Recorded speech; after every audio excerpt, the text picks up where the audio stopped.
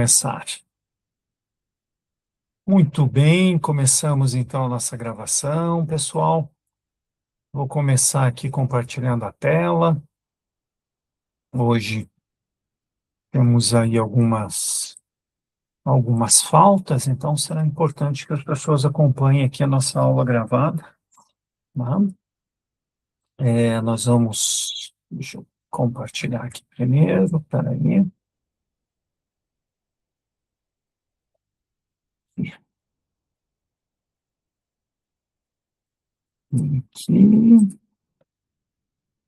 Bem, essa é a nossa aula número 4 de...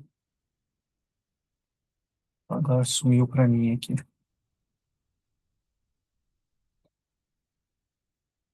Ah, não era assim que tinha que aparecer como apresentação. Peraí, gente. Deixa eu ver aqui. Slideshow. Ah, agora sim. Isso, agora ficou mais bonito. Tá? Muito bem. Então,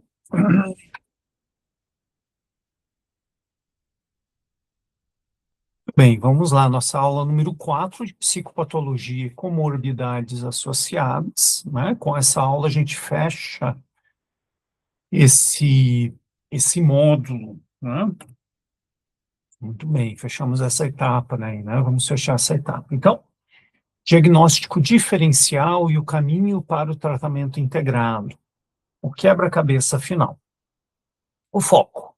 A síntese diagnóstica e o planejamento terapêutico. O desafio, unificar as informações colhidas nas fases anteriores para criar um plano que trate a pessoa e não apenas o sintoma. Objetivo, definir critérios claros para o diagnóstico diferencial e entender o modelo de tratamento que realmente funciona. Muito bem. Então, algo que a gente veio falando aí ao longo dos encontros anteriores, é importante que a gente pense a pessoa de uma maneira integral, porque tratar o sintoma não é a integralidade do que está acontecendo, né? Então, é nesse sentido que a gente deve considerar, que a gente deve olhar para a pessoa. Perfeito? Vamos lá. A regra de ouro do tempo, né? Conceito. Kaplan e Sadock enfatizam que, na maioria das vezes, o diagnóstico definitivo de uma comorbidade deve ser adiado. Gente, lembram que a gente falou que a gente tem que ser muito cuidadoso com o diagnóstico. O diagnóstico, ele deve ser feito por um profissional que tem a sua especialidade em avaliação psicodiagnóstica, avaliação psicológica, testes, né? Vai dominar a aplicação dos testes, para realmente conseguir entender isso, né? Mas, além disso, há aquela necessidade, aquela importância que nós falamos em outros momentos já também, de permitir que a pessoa passe pelo período de desintoxicação, né? Então, por isso que Kaplan e Sadock enfatizam essa questão como regra de ouro, não é? Uma regra de ouro do tempo. Precisa dar esse tempo, não é? Então, a prática. Observar o paciente por 28 dias, 4 semanas em abstinência, né? Veja, né? Um tempo razoável. Sintomas que desaparecem. Transtorno induzido pela substância. Sintomas que persistem. Transtorno mental independente, primário.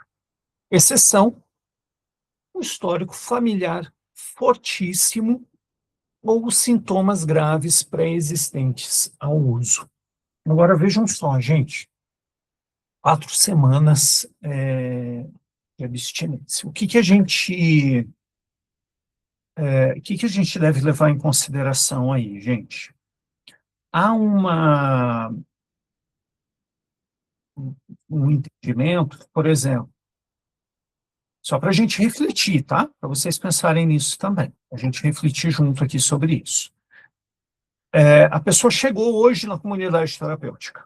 Chegou hoje, até poucas horas atrás, ainda estava consumindo. Eu começo a contar essa semana a partir de hoje? A partir de que momento você começaria a contar essas 4 semanas? Tá? Porque, vejam só, para se desintoxicar e a gente começar realmente 4 semanas em abstinência, eu preciso dar uma desintoxicada, porque ainda está no sistema. Faz sentido para vocês? É nesse... esse olhar é muito importante, tá? Por quê? Porque algumas substâncias, o efeito vai ficar ali por 1 dia, 2 dias, 3 dias, 1 semana, 2 semanas. Então, se eu contar 4 semanas a partir do primeiro dia de internamento, por exemplo, possivelmente, em alguns casos, eu pegue os 2 últimos dias finais, a última semana. Talvez eu não pegue momento algum. Então, é importante perceber que esse tempo de abstinência, ele é quando realmente já houve uma desintoxicação, tá? E isso é importante de contabilizar também, ok? E daí, claro, vamos observar isso. Se os sintomas desaparecem, opa, havia ali uma indução, havia ali uma participação fortíssima da substância química. Sintomas persistiram, opa, então não era apenas a substância química. Haviam as questões da substância química, mas tem realmente um transtorno mental independente, que daí a gente vai precisar estudar com mais profundidade, olhar com mais cuidado, tá? Muito bem, tudo certo até aí, gente? Qualquer coisa, perguntem, por favor, quem está aí na sala, né? Hoje temos a participação aí da Adriana e da Márcia. Fiquem à vontade, por favor. Vamos aqui. Um pouquinho aqui agora sim. Diagnóstico diferencial é a droga ou a doença. Para diferenciar, Dalgarrondo sugere olhar para idade de início. Se os sintomas começaram antes do primeiro uso de drogas, é primário. Tá? 2, gravidade dos sintomas. Sintomas que excedem o esperado para aquela quantidade de droga usada sugerem comorbidade. E a resposta ao tratamento: o transtorno primário não melhora apenas com a desintoxicação, ele exige medicação específica, né? Então, perceber bem essa questão do diagnóstico diferenciado, né? É importante que a gente perceba ali qual é a data, a idade de início. Opa, percebi que, né, percebe-se, está no histórico da pessoa, do paciente, do acolhido, que isso vem ocorrendo desde 10 anos, 15 anos de idade, né? É muito comum, gente, a questão de alguns comportamentos aparecerem na adolescência, tá? E alguns outros no início ali da vida adulta também, né? Isso ocorre por conta realmente da nossa formação, né? Nossa formação biológica, fisiológica, né? Várias coisas vão acontecer, né? Tem aquela questão da tempestade de hormônios que acontece ali no período da puberdade, né? E daí também a gravidade dos sintomas, então os sintomas que excedem o esperado para aquela quantidade de droga usada sugerem comorbidade, né? Aquela oscilação de humor, por exemplo, né? A gente sabe que bom, substâncias vão ter efeitos que já foram mapeados, já foram bem estudados, já foram bem tabulados, né? Então, por exemplo, cocaína, né, um estimulante vai ter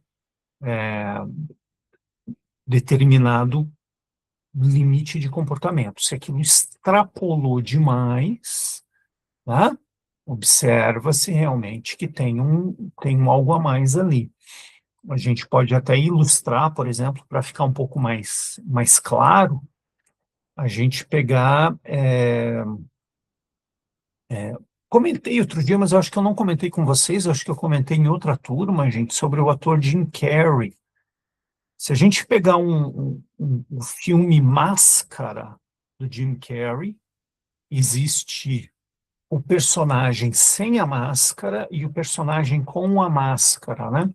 Então, imagina que, por exemplo, sobre o efeito da substância, a pessoa chega àquele máximo que é o personagem com a máscara. Quer dizer, aquilo extrapola tudo de comportamento. Então, ali a gente, opa, peraí, tem mais coisa aqui além disso, né? E daí a resposta ao tratamento, o transtorno primário não melhora apenas com a desintoxicação, ele exige medicação específica, e é o que a gente estava falando anteriormente sobre a, a persistência, né, do transtorno, do comportamento, daquela atitude, daquelas ações, tá?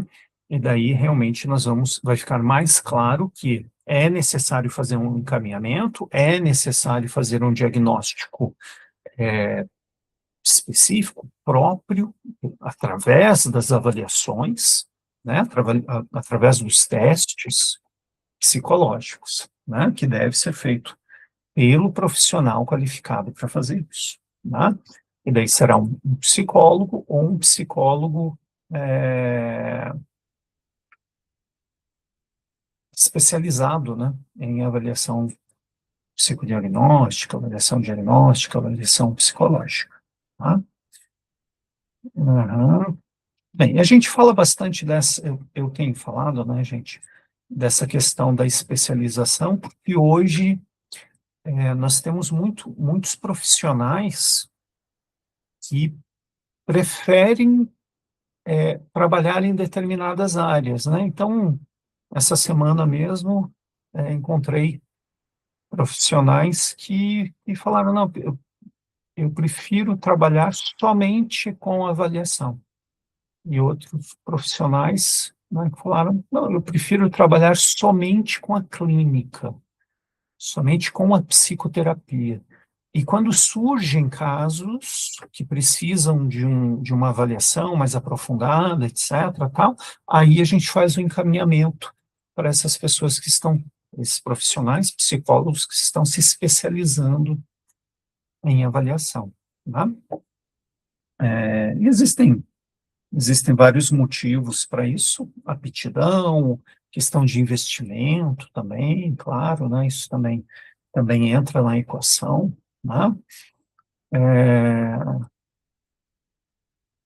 importante saber também para fazer esse encaminhamento, né? Vamos lá? A hierarquia diagnóstica do DSM, né? 5, CID-11, né? DSM-5, CID-11. Não podemos atirar para todos os lados. A ordem de exclusão deve ser: número 1, condição médica geral. Exemplo, hipotireoidismo causando depressão. Opa, é uma condição médica geral. Primeira coisa que eu tenho que ver, tem uma condição física, condição médica, né? 2, uso de substâncias. O sintoma é efeito direto da droga, tá? É efeito direto da droga, quer dizer, qual a substância que está sendo utilizada? Essa substância, ela tem a ver com esse sintoma, tá? Vejam só, se eu pego, por exemplo, uma pessoa que tem um problema de uso de substância de estimulante, né? E daí, opa, mas espera aí, o estimulante ele não ia causar depressão, então eu tenho que fazer, opa, espera aí, né? Porque o comportamento está levando numa direção e a substância está levando em outra. Então, opa, espera aí, tem algo a mais aí, por exemplo, né, que eu preciso Se eu ver nessa situação hipotética, né? Então, tem que avaliar isso. O sintoma é efeito direto da droga? 3, transtornos do desenvolvimento, TDAH, né? Transtorno, déficit de atenção e hiperatividade, ou autismo, comuns como base para o vício. Então, nós temos muitos casos, realmente, por isso que a gente coloca, é muito comum que se tenha isso, que se tenha essa questão, né, da propensão, dessa tendência maior. Então, se existe um transtorno do desenvolvimento, opa, vamos ficar atentos, né? Transtornos de humor, né, os psicóticos, né, entra aí bipolaridade, né, borderline, né? 5, transtornos de personalidade, né? Então, também tem a ver com essa questão. Então, a gente vai fazer uma hierarquia diagnóstica, percebendo onde são 1, 2, 3, 4, né? Vendo todas essas questões, o uso de substância, transtornos, né? Transtorno de desenvolvimento, transtorno de humor, transtorno de personalidade, para ver como que isso está encaixando com o uso de substâncias ou não, é agravado, não é agravado, isso né? Como que essa dinâmica toda está funcionando, né? Tudo bem. Tudo certo até aí, gente? Vi que o José Messias chegou, seja bem-vindo também, José, que bom que você pôde se juntar a nós aí. Se tiver qualquer observação, questionamento, fica à vontade. Obrigado, Bom, professor. Boa noite. muito bom. É, muito bem, gente.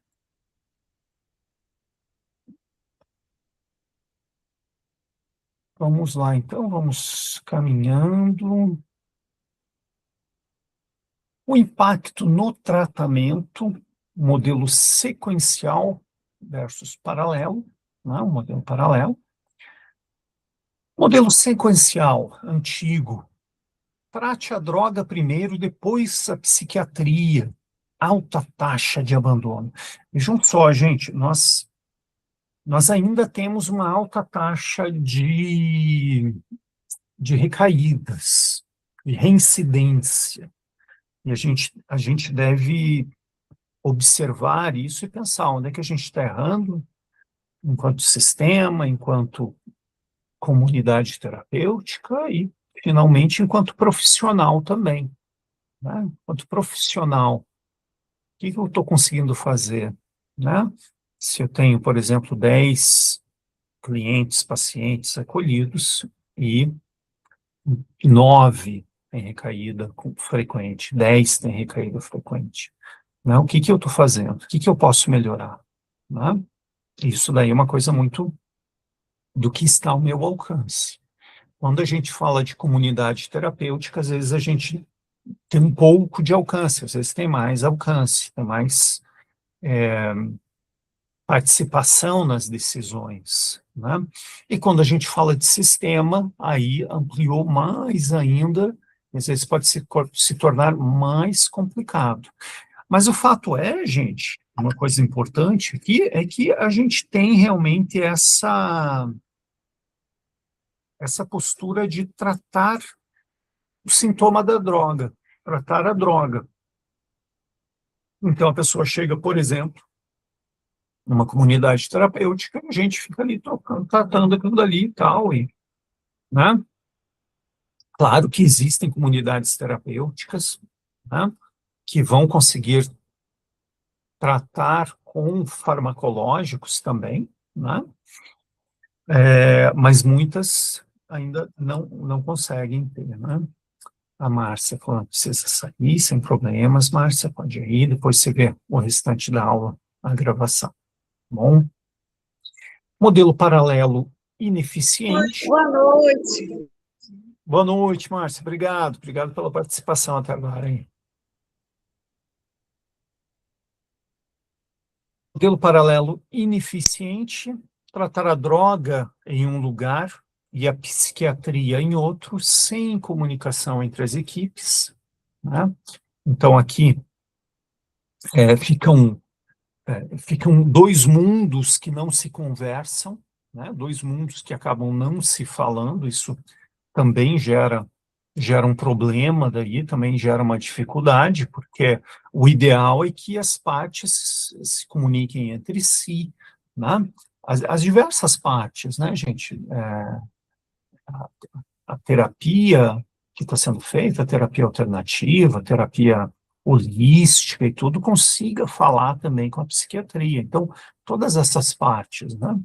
Que seja a psicanálise também, né? E o modelo integrado, que é o ideal. A mesma equipe trata ambos simultaneamente, entendendo que um alimenta o outro. Então, aqui daí a gente tem a junção dos dois, e esse é o ideal onde nós queremos chegar, onde nós conseguimos fazer uma integração desses trabalhos, unir forças para conseguir caminhar numa mesma direção. A gente vai conseguir fazer isso, gente,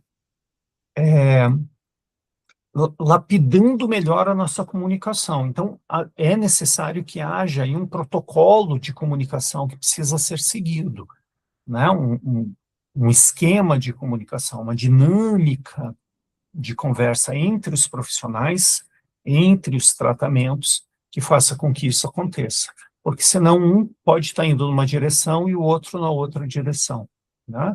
E daí os resultados não são avaliados nem por um e nem por outro, e fica complicado. É como ter duas pessoas dentro de um barco e uma rema para um lado e a outra rema para o outro lado, né? Então, não vamos conseguir chegar no mesmo lugar, vamos ficar a dar voltas, né?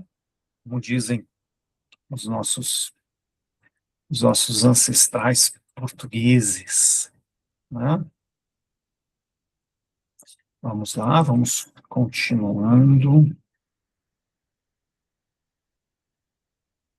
Aqui, o manejo da recaída na comorbidade, mudança de visão. No paciente com comorbidade, a recaída muitas vezes não é falta de vontade, mas um sintoma de descompensação do transtorno mental. Exemplo, o paciente voltou a usar porque parou de tomar o antidepressivo, tá? Então, aqui, né, um problema, né? Um problema, né? É necessário que haja uma constância, tá? Né? Porque quando há uma comorbidade, a comorbidade precisa ser tratada, né? Ela precisa ser tratada. Veja só, frequentemente, gente, isso é muito sério, a nossa, como é que a gente fala? Ele fala da sociedade, mas tem também a expressão do linguajar comum, né? O linguajar comum, ele vai dizer frequentemente que a pessoa também não tem muita vontade, né? A pessoa também não está nem aí, tem uma falta de vontade, né? E isso vem realmente, essa fala, ela surge da ignorância, da desinformação, né? Pessoa, muitas vezes, um grupo de pessoas, né, a sociedade leiga, ela não entende que há uma comorbidade, né, há problemas outros, né, que agravam a situação, né? Então, muito importante isso. Não é falta de vontade, mas um sintoma de descompensação do transtorno mental, né? Um sintoma de descompensação, um sintoma que tira do equilíbrio, e tira da linha, né? Tira do centro e dificulta, né? Então, nesse caso, por exemplo, o paciente voltou a usar porque parou de tomar um antidepressivo. Sem um antidepressivo, ele realmente não conseguia, né? Ou um anti-ansiolítico também, né? Poderia ser o caso, né? Um anti-ansiolítico. Parou de tomar, começou a ficar muito ansioso novamente, e daí precisou recorrer à substância química para conseguir lidar melhor com aquela situação, né? E entrou em recaída novamente. Prevenção: monitorar sinais de alerta do transtorno mental, né? Sinais de alerta, insônia, irritabilidade, né? Então, monitorar isso é prevenir a recaída na droga, né? Agora, o que que acontece, gente? A gente muitas vezes não consegue ter esse olhar próximo da, da pessoa, para começar a perceber que, opa, peraí, tem alguma coisa acontecendo aqui, está fora da linha, tal. Às vezes a gente não tem esse olhar tão próximo. Como que a gente vai conseguir ter esse olhar próximo? Quando a gente consegue ter uma distribuição de trabalho e tarefa dentro de uma comunidade, né, respeitando uma dinâmica onde se dê conta de tudo isso que precisa ser feito, né? Claro que daí a gente está falando de um mundo, né, onde as coisas vão caminhando como a gente quer, né, o caminho das flores. Nem sempre é assim. A gente sabe, infelizmente, que a maioria das vezes não é assim, né? Mas esse é o nosso ideal, esse é o nosso objetivo. Ser capaz ou ter por onde monitorar com tal atenção, onde qualquer sinal de mudança já acende uma luz e fala, opa, peraí, tem alguma coisa acontecendo a mais aqui, e a gente vai conseguir prevenir isso daqui agindo de uma maneira muito rápida, né, para prevenir a recaída. Tá? Vamos lá, vamos caminhar. Tudo bem até aí, gente? Tudo tranquilo? José, Adriana? Adriana falou que estava atendendo lá uma situação. José, à vontade aí para participar também, tá? Tem vontade aí. Professor, Sim, pode questionar, José, fica à vontade. caso Tudo certo até aí? tudo certinho, check. Tá bom, então vamos seguindo, né? Aham, prevenção, ok. Farmacoterapia inteligente, né? Farmacoterapia inteligente. O cuidado: evitar medicações com alto potencial de abuso, né? Os benzodiazepínicos são medicações que têm realmente, né? Que geram muitos problemas, né? A escolha: priorizar antidepressivos com baixo perfil de efeitos colaterais e antipsicóticos que ajudem no controle do craving, da fissura, né? Então, priorizar medicações que tenham um efeito colateral, né, seja mais baixo, um efeito colateral que seja melhor. Inclusive, isso daqui é recomendado para a gente trabalhar também depois o desmame, né, gente? Isso daqui é muito, muito importante, né? Isso daqui a gente vai conversando também, vai trabalhando. Vejam só a importância aí do trabalho em equipe, né? Onde a gente vai monitorando os efeitos e vai comunicando para outra equipe também. Então, eu não posso dar a receita, eu não sou psiquiatra, né? Eu vou acompanhar, monitorar como é que está sendo a absorção dessa receita, né? Eu sou psiquiatra e eu dou a receita, mas eu não vejo o que está acontecendo. Então, eu preciso ouvir o que será observado para entender, opa, peraí, aqui pode ser um pouco mais, deve ser um pouco menos, né? Para ir ajustando isso daí, né? e antipsicóticos que ajudem no controle do craving da fissura. Então, os antipsicóticos vão ajudar no controle da fissura. A fissura aqui, o craving, gente, é aquela vontade realmente de consumir, né? É aquela, né, aquilo que a pessoa está se mordendo, né? Está subindo pelas paredes, né? Isso é o craving, né?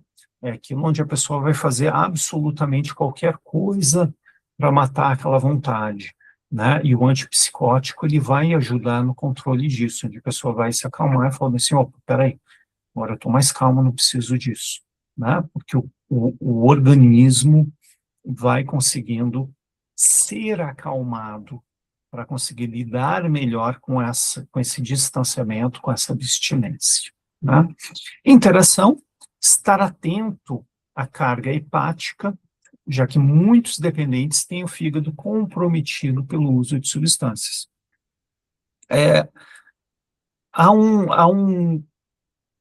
Às vezes, gente, isso é ignorado, né? E, na verdade, boa parte dos dependentes químicos acabam, às vezes por ignorância, enfim, né? Os motivos são diversos, mas, de qualquer forma, acabam não ficando atentos à quantidade de substância química que é consumida e os males que essa substância química faz para os órgãos internos, né? Nesse caso aqui, a gente está falando do fígado, porque o fígado é o órgão que vai trabalhar, vai processar essa questão dos medicamentos, né? E as substâncias químicas também vão sobrecarregar o fígado, né? Também vão sobrecarregar o fígado. Por isso que a gente tem, né, alguns males aí, como cirrose hepática, né? Enfim, né? São questões muito sérias que a gente deve estar atento. E, no caso das medicações, também, né? Se houver uma carga muito forte, ela vai realmente causar aí uma hepatite muito grave, né? Então, isso é atenção, né? Isso requer atenção para a gente chegar nesse ponto da farmacoterapia inteligente, né? Pois não, José, à vontade, levantou a mão? Professor, no... Tá dando para ouvir direitinho? Sim, ouvindo perfeitamente. Tá, né? No texto anterior, onde se dizia sobre os modelos e o ideal, por exemplo, eu trabalho numa residência terapêutica, né? Sim. E aqui, no caso, não tem psiquiatra, tem um serviço de enfermagem, mas não tem psiquiatra. E aí, quando, na verdade, parece que o ideal seria ter o acompanhamento conjunto, né? Tudo num local só, né? Esse seria o ideal. Esse Uhum. seria o ideal. Quando a gente não tem esse ideal, aí a gente vai trabalhar com o que a gente tem, né? Que é, por exemplo, ter visitas periódicas, seja do nosso acolhido buscando o posto de saúde, buscando a unidade de saúde para ser atendido, Isso. e daí receber a receita, passar na farmácia, né? Ter aquilo dali e voltar para a comunidade com aquilo dali e falar, olha, agora eu vou trabalhar com isso daqui, né? E depois, deu certo, não deu tão certo, tal. Então, isso, ele cria realmente esse distanciamento. Quando a gente consegue unir as pontas, né? Por exemplo, Tipo no unidade de CAPS? saúde. Tipo, Perdão, José. tipo no CAPS? Tipo no CAPS, isso mesmo. Isso Uhum. mesmo. Quando a gente consegue unir as pontas, né, trabalhando com o CAPS, trabalhando com o médico, né, com o psiquiatra, a unidade de saúde, né, ou ele dentro do CAPS, né, trabalhando ali e tal, a gente consegue unir forças. Então, muitas comunidades terapêuticas, elas vão ter que trabalhar dessa forma. Por quê? Uhum. Porque, às vezes, todo mundo tem que pagar conta. A comunidade terapêutica também não é diferente, ela também tem que pagar conta. É verdade. E contratar psiquiatra, psicólogo, psicanalista, terapeuta, conselheiro, etc., às vezes não fecha a conta. É verdade. Então, tem que trabalhar com o que está ao alcance. Nesse caso, o CAPS, a unidade de saúde. Então, aí, no caso, a nossa comunicação aqui, ela é feita através de relatórios. A gente relata tudo que o paciente está passando e leva para o psiquiatra ler e fazer o acompanhamento. Perfeito, é isso aí, José. Quanto mais detalhado, melhor, sabe? Quanto mais técnico, mais detalhes, sabe? Ricos de detalhes, assim. Uhum. Para a gente ter uma visão melhor, né, de cada paciente. Isso, exatamente. Colocando, por exemplo, episódios, né? Teve um episódio aqui de crise. Teve uma crise onde pegou, por exemplo, teve uma questão do emocional que ficou muito aflorada, né? Uhum. É importante colocar esse episódio para quando chegar lá, assim, opa, tem alguma coisa aqui. Teve um episódio depressivo muito sério. Teve um episódio excitante muito sério, né? Esse tipo de detalhe, ele enriquece de dados para entender qual direção deve ser tomada. Né? Aham. Entendi. Entendeu? Não, deu para entender. E isso, José, é o relatório do conselheiro com o terapeuta. Terapeuta. Ele Né? tá todo coerente, né? Exatamente. Tudo coerente. Exatamente. É. Por isso que é legal a gente ter, é importante a gente ter, José, aquele negócio da pastinha do acolhido, sabe? Isso, cada um com sua pastinha, né? É importante ter, sabe? E como se fosse um diário, né? Como se fosse um diário, né? Então, hoje, dia 13 de março, como é que o João estava? O João estava dessa forma, fez isso, sem intercorrências, se alimentou bem e tal. Por que que é importante isso? A gente não consegue guardar todas as informações. É mesmo. Parece que consegue, mas não. É muita informação, São é muitos. muita, é muita informação. Então, eu vou lá anotando. Eu Anotando. preciso anotar. Sem intercorrências. Como é que foi hoje? Foi tranquilo. Uhum. Pô, sem intercorrências, ótimo. Mas é importante que eu escreva sem intercorrências. É. Porque senão chega no dia 20, é dia de fazer a consulta do CAPS e tal. O que aconteceu lá no dia 13? Não lembro Não mais. lembro mais. Não pus nada. É. Né? É importante ter. Né? Inclusive, teve um paciente meu que ele teve um surto, e aí eu mensurei isso, anotei direitinho. Chegou lá, ele acrescentou o aldol decanoato, quer dizer, já ajudou, né, no processo. Isso aí. É isso aí. Cuidado. Uhum. É por aí. É por aí. Obrigadão, professor. Obrigado, José. Obrigado pela participação. Vi que a Adriana levantou a mão também. Fica à vontade, Adriana.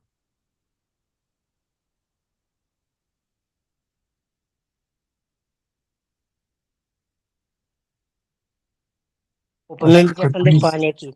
É só uma dúvida. As clínicas, elas não são obrigadas a ter esses profissionais de saúde, o terapeuta, o psiquiatra?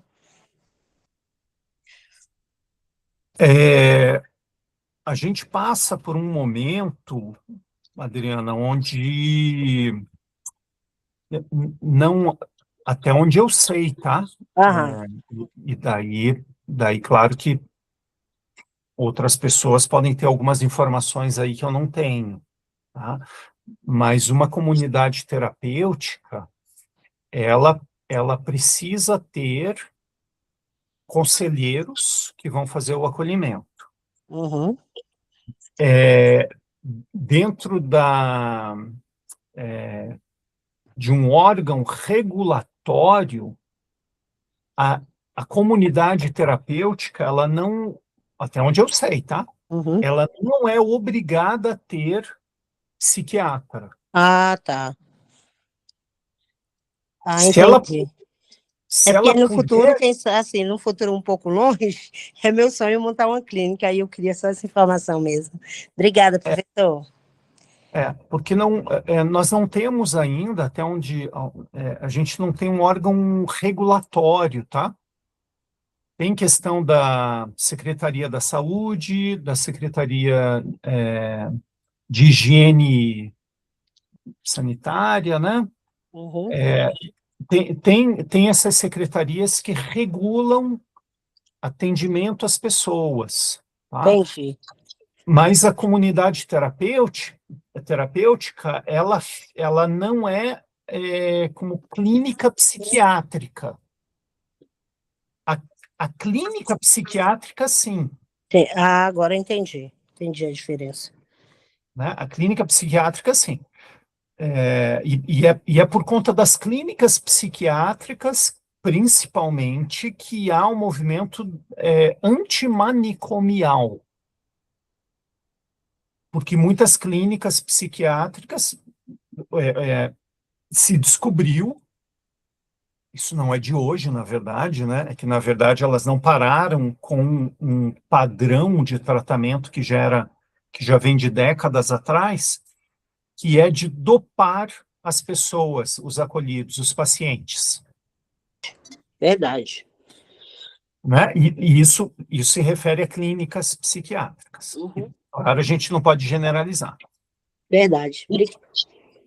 O que houve daí é que comunidades terapêuticas também foram denunciadas e, infelizmente, existem casos de comunidades terapêuticas que cometem abusos, né? Mas a comunidade terapêutica, ela não tem os mesmos critérios que a clínica psiquiátrica. São dois modelos diferentes e dois públicos um pouco diferentes também que são atendidos, né? Então é por aí, né? Entendi, professor. A- até onde eu tenho conhecimento, tá, Adriano? Depois a gente, né? É bom aprofundar isso, tá? É bom aprofundar isso. E também a gente vai buscando cada vez mais regularizar, né? Trabalhar dentro das normas, né? A gente vai buscando isso também, né? Você queria fazer um comentário, José? Fica à vontade, abrir o microfone. Não? E dizer que a comunidade terapêutica, na verdade, nem enfermagem tem a obrigatoriedade de ter. Ela tem para oferecer um conforto a mais, mas não tem essa obrigatoriedade também, não. Dentro da lei, falando.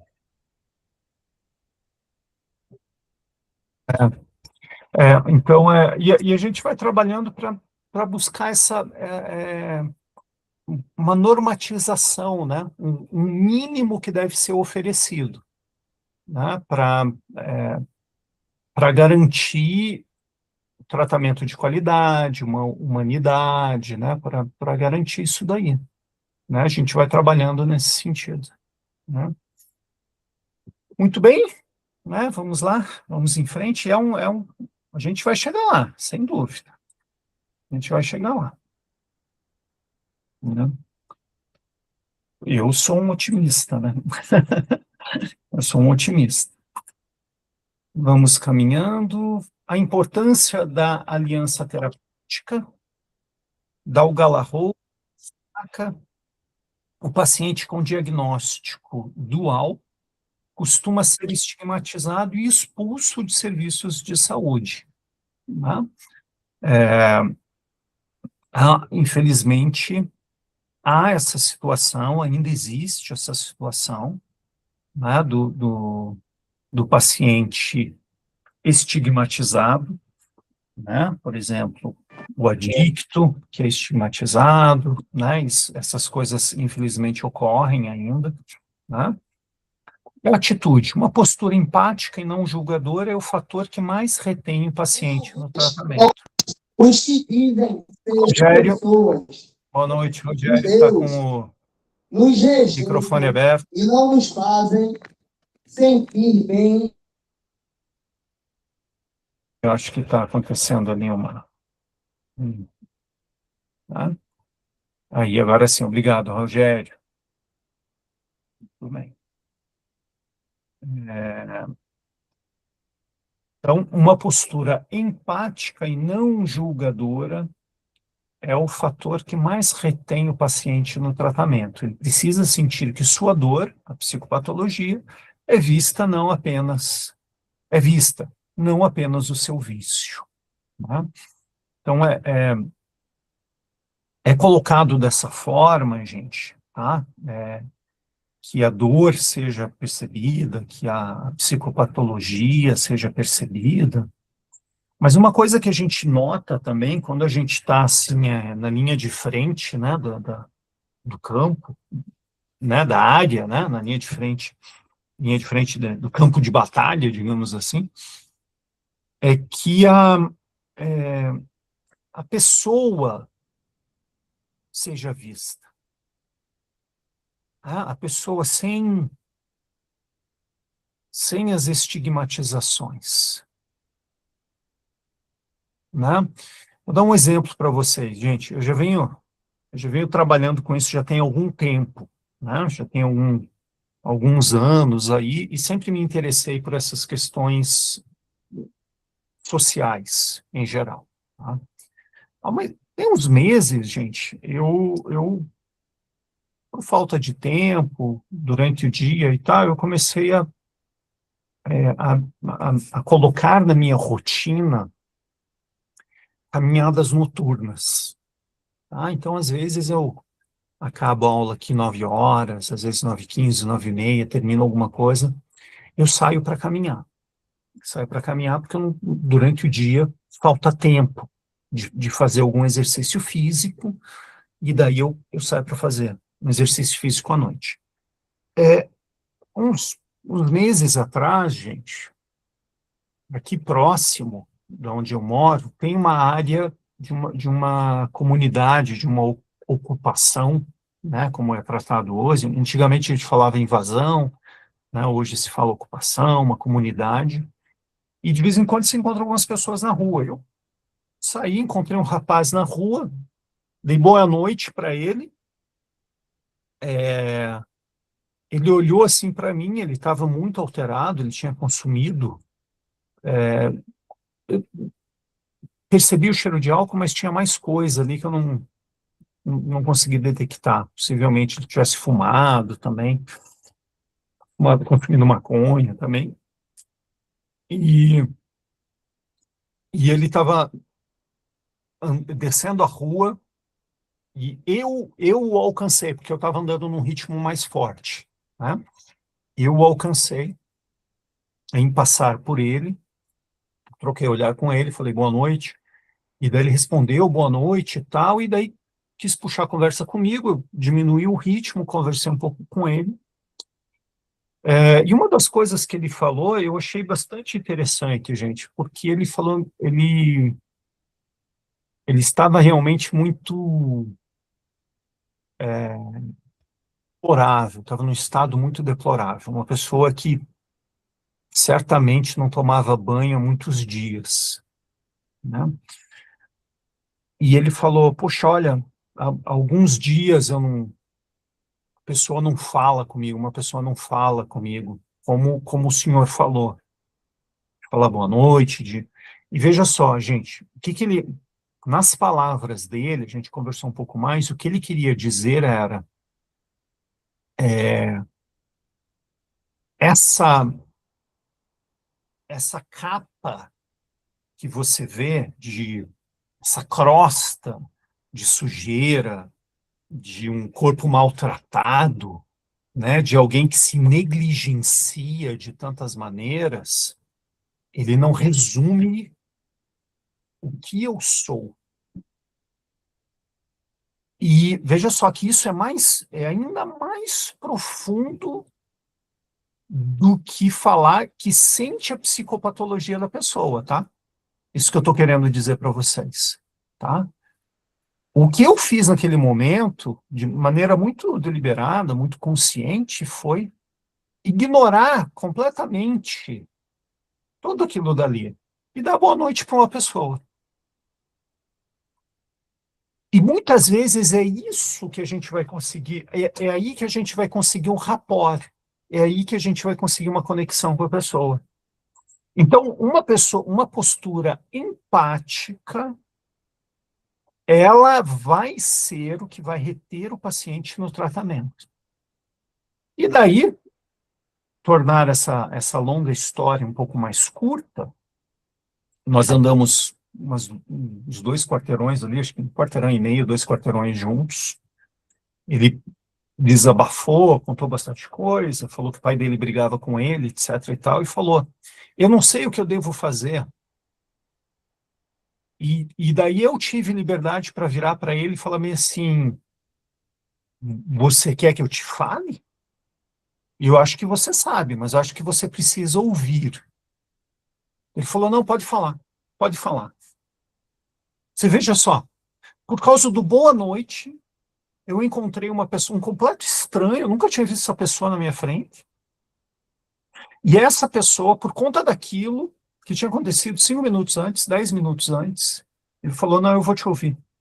E eu vou te ouvir porque você me ouviu. Então, é ir além disso para conseguir ter essa postura empática. E daí eu tive liberdade para falar para ele: se desintoxique. Enquanto você estiver intoxicado, isso, né, não é nenhuma novidade para você. Assim, você sabe isso que eu vou te falar. Eu vou te falar, mas você sabe o que é. Você sabe é real já. Você já sabe é real. Se desintoxique para que você consiga pensar de uma maneira mais lúcida. Enquanto você estiver intoxicado, tudo vai ser mais difícil para você. Pensa nisso. Naquele momento, eu não tinha tempo de falar para ele: vai lá estudar os teus traumas, né, com toda a minha base psicanalítica, estudos de psicologia, etc. Eu falei assim: não, porque veja, é o seu complexo de Édipo, da castração simbólica. Não, imagina. Isso não ia fazer sentido nenhum. Não ia fazer sentido nenhum. Eu tinha que ser pontual. E eu tinha uma oportunidade. Né? A parte boa é que eu não o vi mais por ali.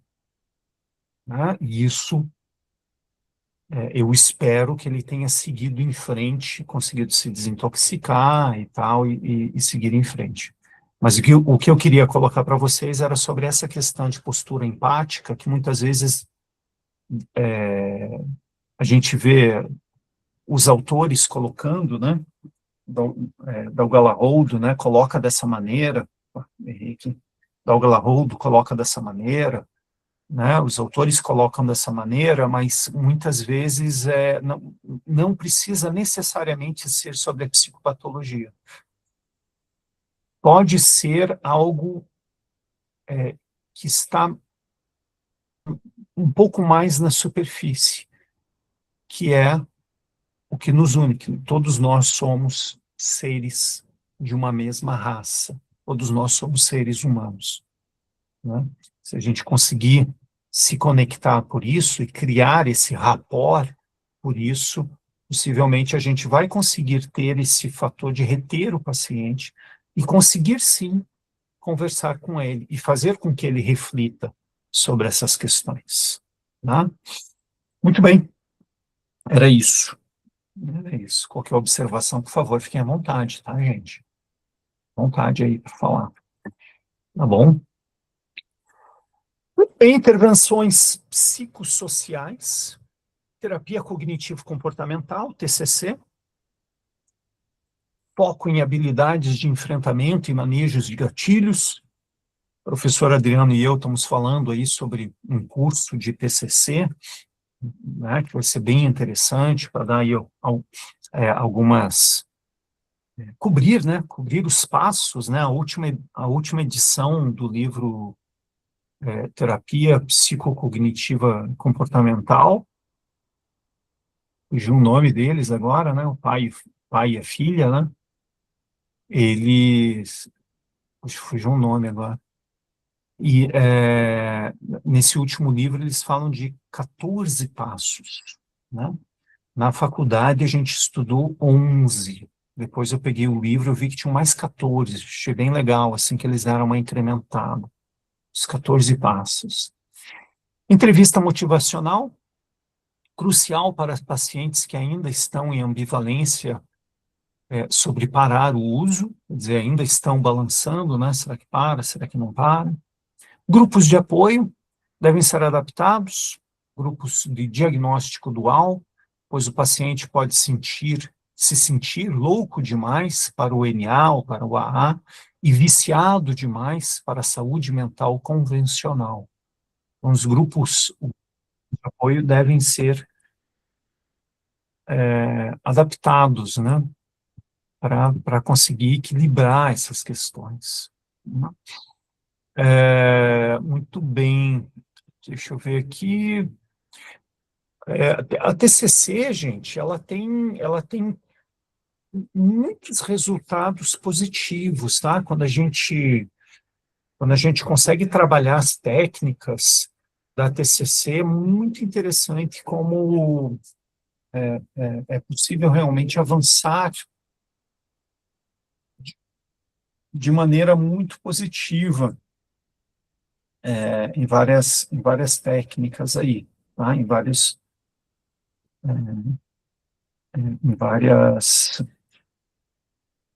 avanços, né? Superações, acho que era a palavra que eu estava procurando, né?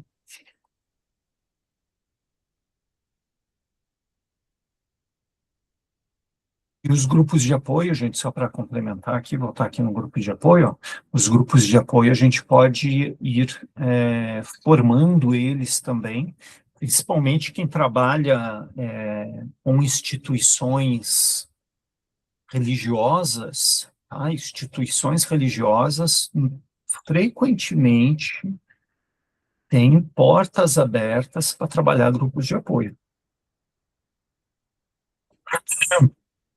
Eu já conheci projetos bem interessantes que começaram dentro de instituições religiosas. Força e se tornaram independentes, inclusive ganhando prêmio, tudo. Bem legal. Então, né, como é que a gente começa um grupo de apoio? Uma roda de conversa. É uma roda de conversa, né? Papel da família, codependência, a família muitas vezes adoece junto e pode, sem querer, reforçar o ciclo de uso. Isso daqui lá no nosso curso sobre conselheiro, né? Terapeuta e conselheiro em independência química. Tem uma lá onde eu falo bastante sobre essa questão aqui, que a gente precisa aprender a trabalhar com a família também, né? Porque realmente a família adoece junto, e a família também precisa de atenção, né? Psicoeducação, explicar para a família que o comportamento agressivo ou apático faz parte de uma doença cerebral, ajuda a reduzir a hostilidade e melhora o suporte doméstico, né? Então, a gente precisa orientar a família, a gente precisa trabalhar essas questões com a família, né? A família também precisa de orientação, bastante orientação, inclusive, né?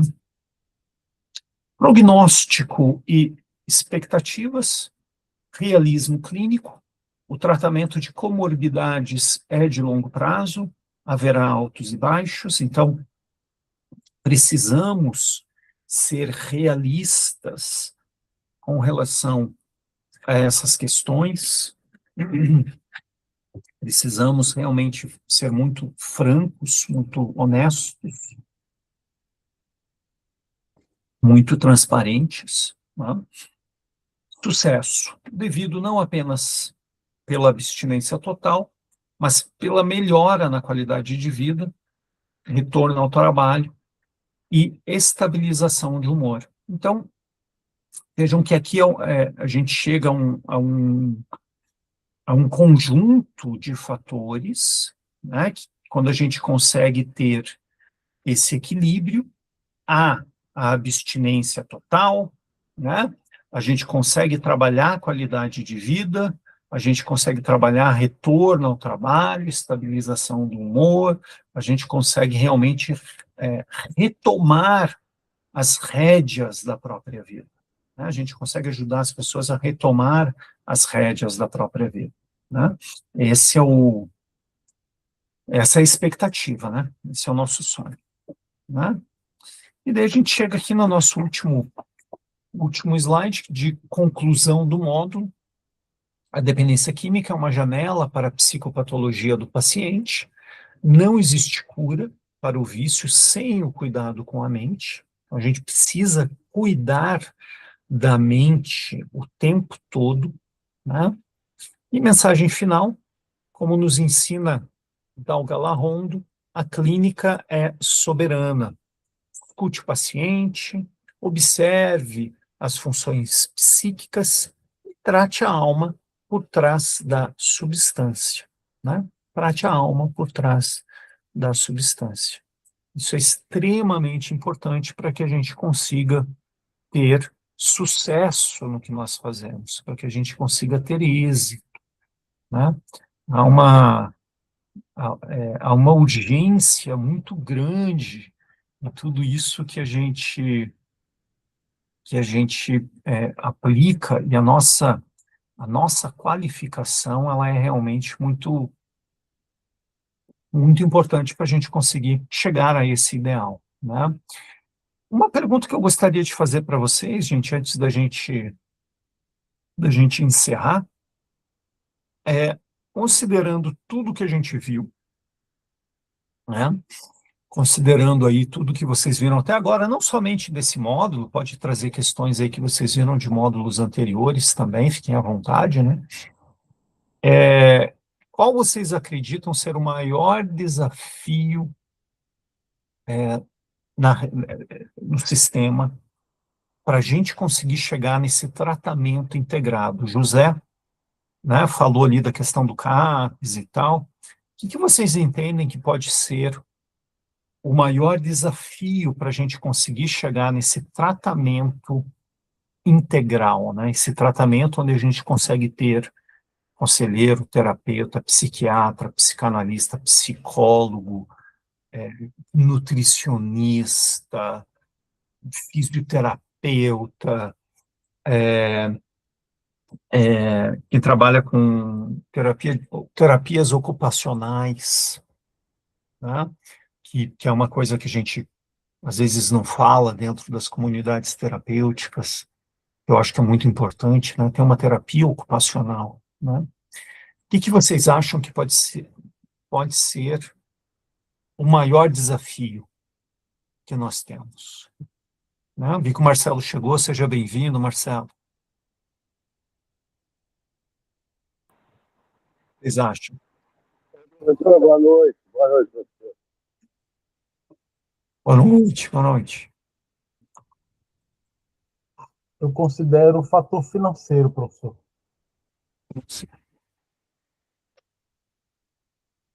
Elabora um pouquinho mais, José. Elabora um pouquinho mais. Porque Explica um pouco mais para a gente. a gente percebe, por exemplo, na comunidade terapêutica que eu estava trabalhando, o psiquiatra cobrou num dia, para atender os pacientes todos, R$ 5.000 num dia. Tinha 30 e poucos pacientes. Eu imagino que não é fácil conseguir esse dinheiro numa comunidade terapêutica, por exemplo, né? E qualquer profissional desse de nível superior está com salário acima de R$ 3.000. Então fica um pouco inviável no final das contas. Aqui no Nordeste, onde eu estou trabalhando, né? Eu sou de São Paulo, mas estou aqui agora. Os pacientes pagam em média de 1.621, que é o salário mínimo, né? Sim. E aí o profissional, ele tem a faixa salarial de 3.000 e pouco, 3.500, então fica bem inviável nesse sentido. Conta não fecha. Não fecha. Isso. A conta não fecha. É verdade. A conta não fecha. E a gente tem que pensar na sustentabilidade financeira, né? Como a gente não tem subsídios, é possível conseguir, né? É possível. Eu já trabalhei aí a questão de captação de recursos, por exemplo, sabe? Captação de recursos é um caminho que pode ser explorado. E um desses caminhos é trabalhando a captação de recursos junto de empresas onde um percentual que irá, de qualquer forma, para o imposto de renda, um percentual pode ser direcionado para uma instituição, né? E daí a gente consegue trabalhar um pouco mais essa questão financeira, porque a empresa em si, ela está abrindo mão daquele dinheiro de qualquer forma, né? Ela não tem muita opção. Mas para que isso aconteça,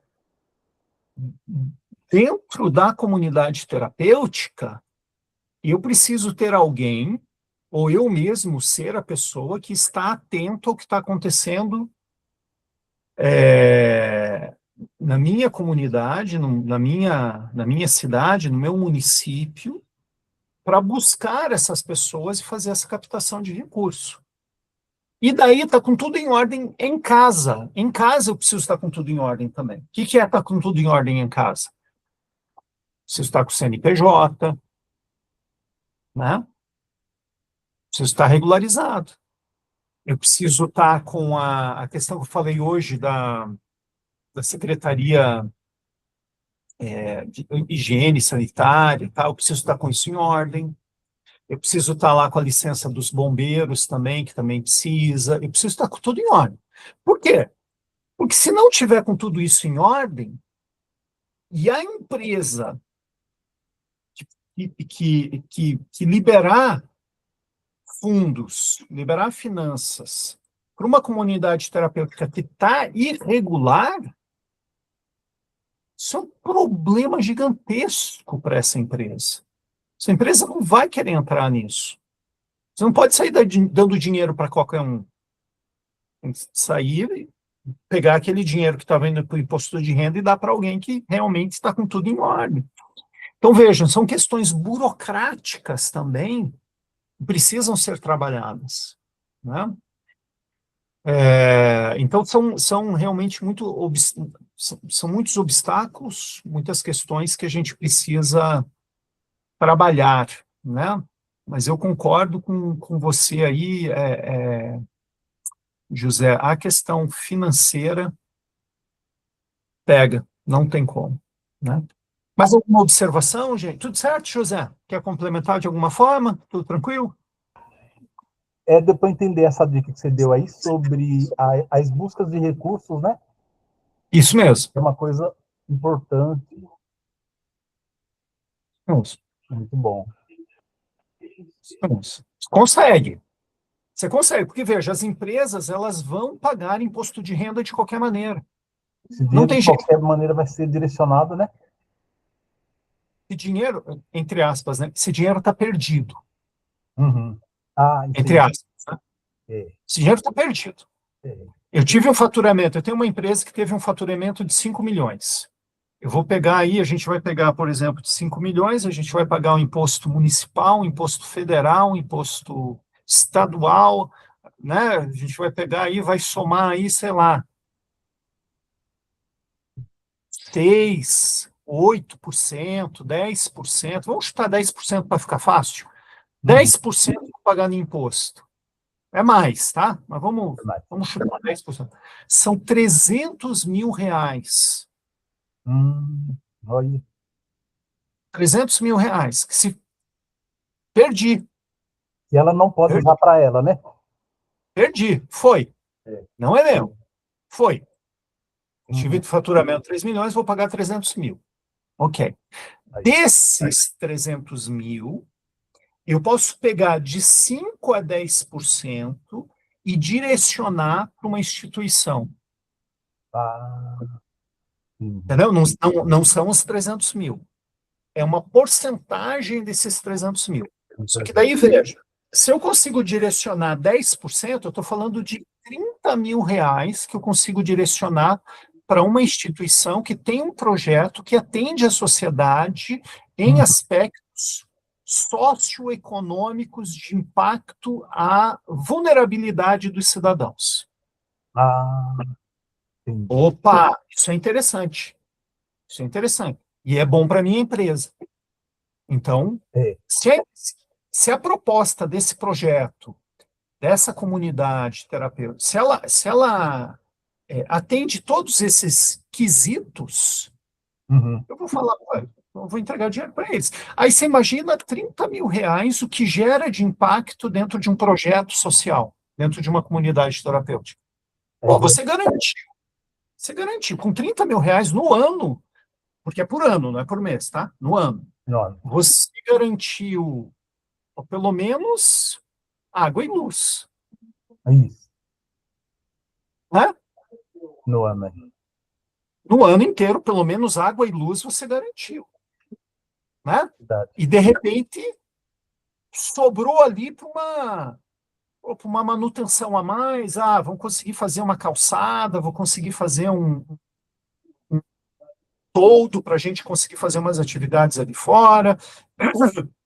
Vou conseguir comprar pelo menos uma cesta básica por mês, ao Uhum. longo de um ano, né? Isso. Entendeu? Então é isso, porque você vai ter que prestar conta desse dinheiro também. Então, no caso, essas benfeitorias, é muito bom que elas sejam divulgadas, né? Sim, sim. Tá. Você precisa, veja só, o que que pega e por que que tanta gente não consegue fazer essa captação de recurso, José?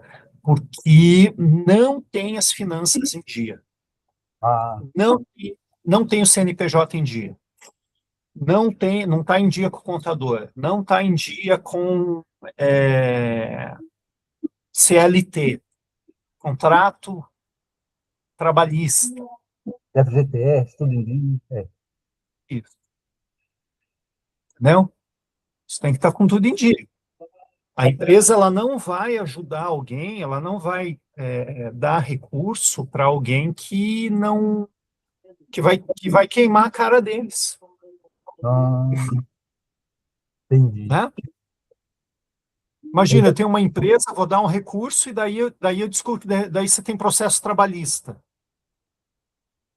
Ou pior, o que pode ser pior do que um processo trabalhista? Tem Assim, abuso, ah, é, uhum. escândalo de abuso, de alguma forma, de um excesso. Que aí vai respingar na empresa, nessa figura. Exatamente. É. De falta de higiene, de corrupção, alguma Corrupção. coisa de corrupção, É. entendeu? Entendeu? Então, esse desafio, essa questão burocrática, ela é muito séria. E por isso que se torna mais difícil de pegar. Quando Você eles... tem que estar, você tem que estar com a casa em ordem, Uhum. tá? As Aí, vistorias, tudo direitinho. É. exatamente. Aí, quem que está com a casa em ordem para conseguir pegar? E parece que dentro de um 100% é muito por cento que não está 100%, né? Que a gente tem um autor,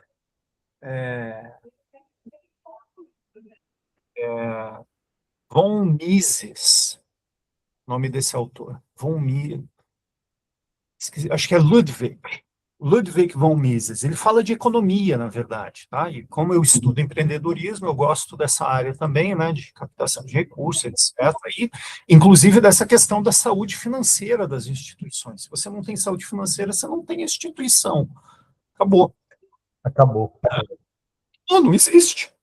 Sim. Você quer ter um projeto social, quer ajudar um monte de gente, vou dar sopa. Se não tiver sustentabilidade financeira, você não vai dar sopa para ninguém. Não tem como, é verdade. Como? Como é que você vai sustentar? Então tem um monte de gente que fala, ah, não, porque é por causa do. Ah, você só pensa em dinheiro. Você tem que pensar em dinheiro. Não tem como você não pensar em dinheiro. Não existe. Não existe. É. Não existe. Esqueça. Esqueça. Uhum. Não tem como você não pensar em dinheiro. Né? O Von Mises, ele fala, se eu não me engano, é a Malásia. Puxa, agora estou na dúvida, mas era um país da Ásia. Tá? Era um país da Ásia. Que ele falou que conseguiram acabar com a corrupção, ou diminuir a corrupção em 80%, 90% no país lá. E daí perguntaram, como é que diminui a corrupção? Ele falou, tira a burocracia. Ah, Tira a burocracia. Tira a burocracia, você tira a corrupção. O que é a ah, corrupção? A corrupção, ela penetra em, em brechas burocráticas. burocrático. É. Ah, eu tenho que abrir um protocolo junto com a Secretaria de Saúde. Aí o outro protocolo junto com a Prefeitura. Aí outro protocolo junto com os bombeiros. Aí outro protocolo junto com a empresa de água. Outro junto com a empresa de luz. Outro junto com. Eu tenho que abrir o protocolo com todo mundo, com todo mundo. Eles não simplificam o processo. Aí eu tenho que sair distribuindo. Ah, Aí eu vou distribuir para um aqui, eu distribuo para outro ali, eu distribuo para outro ali, eu distribuo. Aí, mas daí eu não tenho para distribuir. Não hum, tenho. Por quê? Eu estou fazendo um projeto social. O que eu vou fazer?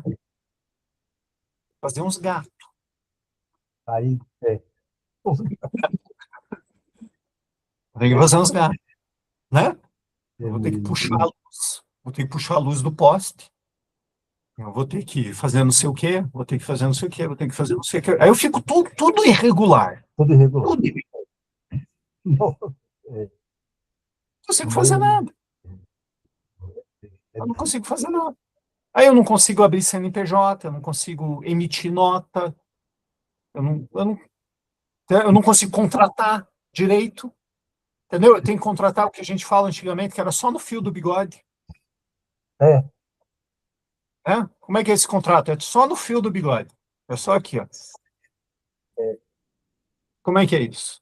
e eu trabalhei em uma, Burocracia. professor, que de documentação ela é inteira regularizada. Inclusive, eles me deram todas as cópias desses documentos para comprovar que era regularizada, só que não fazer registro em carteira dos funcionários. Aí deu problema. Estava tudo certo, mas com um detalhe muito complicado desse.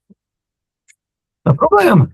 Dá problema. E não tem jeito. E em um país como o Brasil, as causas trabalhistas são a falência da maior parte dos negócios.